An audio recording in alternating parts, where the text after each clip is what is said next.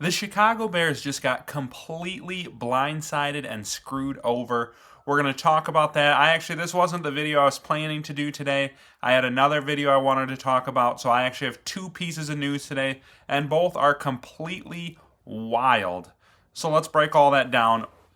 I'm Paul, part of the NFC North guys, bringing you all the latest news from the best division in the NFL. Don't miss out on being a part of this awesome community. Hit that subscribe button.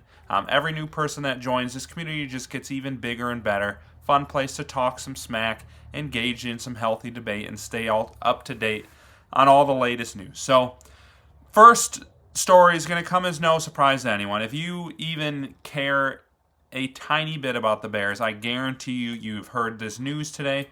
Drew Dalman has retired out of nowhere at the age of 27. He had only played 1 year on his 3-year, $42 million deal. He was a Pro Bowler in that season. And it's wild. I don't think anybody expected waking up today that they would see our 27-year-old Pro Bowl center would be retiring. It's frustrating.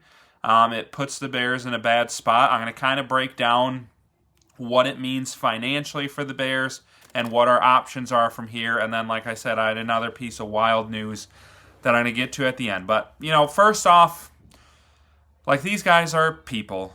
And they're people who a lot of times have a lot of issues later on in life because they take such a physical beating. I'm never going to hate on an NFL guy for doing what he thinks is best. I mean, we don't really know yet why he retired. Maybe it's to protect his body. Maybe it's a family thing. I'm not going to sit here and roast Drew Dalman. I wish him the best. I hope he has a wonderful life. But you do have to speculate on what this means for the Bears, and it stinks. There's no two ways about it. This stinks. And I think the salary cap situation is a little bit better than what I originally was seeing. I had a few people who immediately were they're going to be on the hook for his money. They won't have to pay him, but it's going to be dead cap. But the best breakdown of it I saw was right here, and it's not bad. So he had a $14 million cap hit this year. 11 of that was base salary, $2 million was a signing bonus, $1 million was additional roster bonuses. His retirement forfeits the $11 million. And they don't have to pay the $1 million roster bonus. But the signing bonus was a $6 million signing bonus spread out over 3 seasons, 25, 26, 27, and they are on the hook for that. And both the 26 $2 million cap hit and the $27 million cap hit will count against the cap this year. So he was a $14 million cap hit. Now he will just have those two $2 million signing bonuses, and it will be just a $10 million, or it's a $10 million difference. It will be just a $4 million cap hit. So they do save $10 million against the cap, but you're not going to get a center as good as he is for only $10 million. And that, of course, is going to bring us to who should the Bears go after for center. One website really likes Tyler Biadasz. I think it's Biadasz from the Commanders. He was surprisingly cut. Pro Football Focus graded him as the 11th best center in football. Drew Dalman was 6th best, so there wasn't a huge difference there. And it's interesting. He did, I think, have a knee injury at the end of the year, so some people were speculating maybe they don't expect him to come back from his knee injury and be the same caliber of player. We'll see, but it was a surprising cut. It might have been just a move to free up some money. Maybe the money they were going to pay him they felt was better spent elsewhere. Who knows? Lots of people get cut for lots of different reasons, but he would be a good cost, what's the word I'm looking for? Cost-efficient alternative to the guy I know everybody is immediately going to be talking about, and that is Tyler Linderbaum of the Baltimore Ravens. And look, here's where I'm at with him. Of course, I would love to have Tyler Linderbaum. He's the best center on the market. But Albert Breer reported the other day he's wanting $25 million. Now that doesn't mean he's going to get $25 million, but everybody is expecting him to go for at least 20. And it's like, man, that's a lot of money to give to a center and to one who wasn't graded that high as a pass blocker. Like, he's a great run blocker, one of the best in the NFL, top 5 in the NFL run blocking. But he's more middle of the pack as a pass blocker. So to give him top end money feels like a lot, and it might be worthwhile to look at some of these other alternatives like Connor McGovern, Lloyd Cushenberry, Luke Fortner. There's some options out there for the Bears. I think the one thing that you know for a fact is that the Bears are going to spend on this. They're going to get, whether it be Linderbaum or Biadasz, I'm going to stop saying his name because I struggle with it. They're going to get somebody and they're going to pay good money for it because, like you saw, that was Ben Johnson's priority the second he got here. He immediately traded for Joe Thuney and for Jonah Jackson. He signed Drew Dahlman. He's like, we are going to run the football, and you do that through the interior of your offensive line, and he spent draft capital and big money to make that happen. He's not just going to, after one season, be like, all right, well, now let's just draft a guy in the 4th round and hope for the best. Like, that's not going to happen. He's going to invest here. It's just a matter of who and when. Other big news today. I promised you 2 pieces of news. This was going to be the main driver of my video, but like, we can't call ourselves an NFC North channel if we're not talking about like the most shocking news of probably the offseason so far.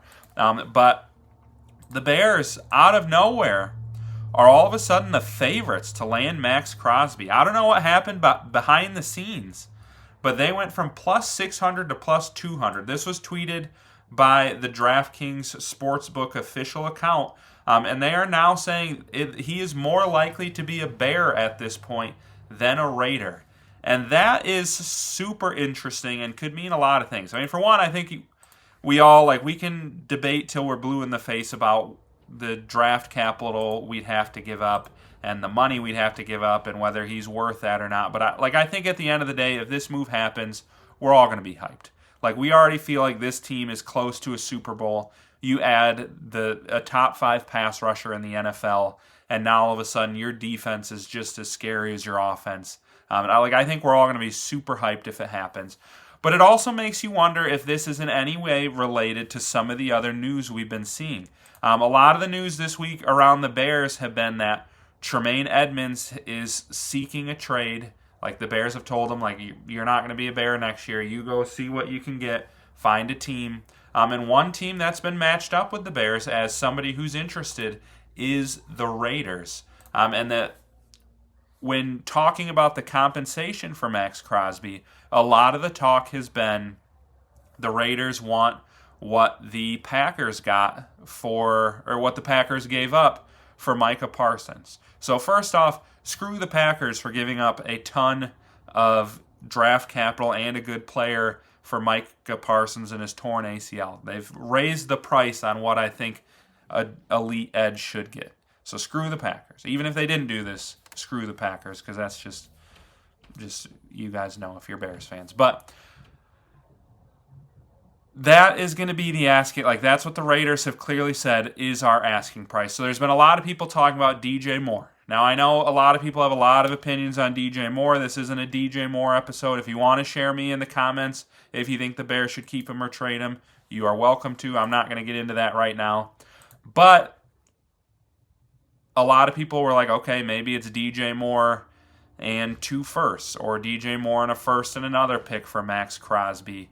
I saw SB Nation did a little thing where they had all the other the Raiders SB Nation had a bunch of other different SB Nation sites send them a trade offer. And they actually did end up, I don't think they liked any of these offers, but they liked the Bears the best. And that was a first, a third, and DJ Moore, and being willing to pay some of his salary.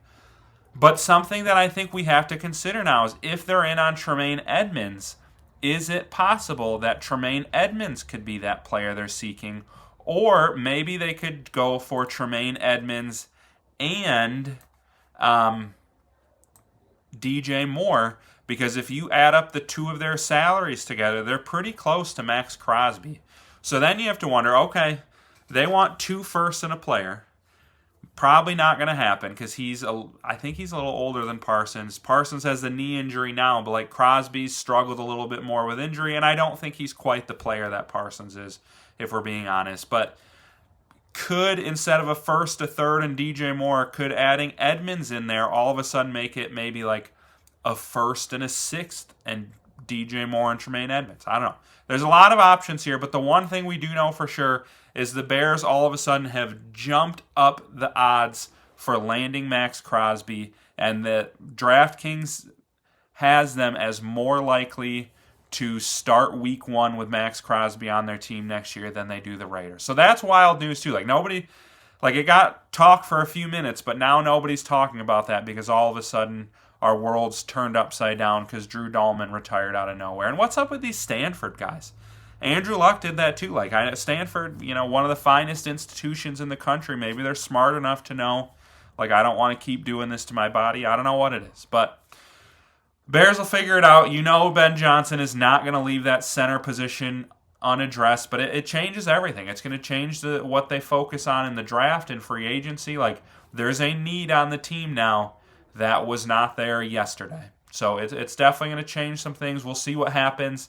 We're going to keep you up to date on all of that here on the NFC North, guys, so don't miss out. Hit that sub button, hit the like button, and then comment below. Give me your thoughts on all of this. Are you for a Maxx Crosby trade? Do you think it's too much and you don't want to give up DJ Moore and Tremaine Edmonds for Maxx Crosby? Do you want the Bears to move on from DJ Moore and Tremaine Edmonds? Do you want to bring them back?